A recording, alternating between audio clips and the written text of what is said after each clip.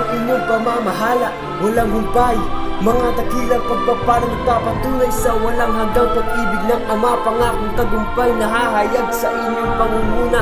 Wala pong kapaguran, kami ay tinuturuan upang maging handa kami sa pakikipaglaban. Tinuturuan lagi na maging matapang at matatag ng ang pananampalataya. Huwag manghina kundi mag-alab, bawat araw ay nagbabanta ang aming mga kaaway, na ang layon ay alisin pag-asa sa tunay na buhay. Araw-araw po ninyo kami nagkikipagtunggali, matiyak nyo namin na maliligtas kami. Pangako namin di kami bibitiw sa halalan. Kasama niyo po kami sa pagkikipaglaban. Salamat po sa walang mali ninyong pagmamahal. Kahit wag hindi po namin tiyo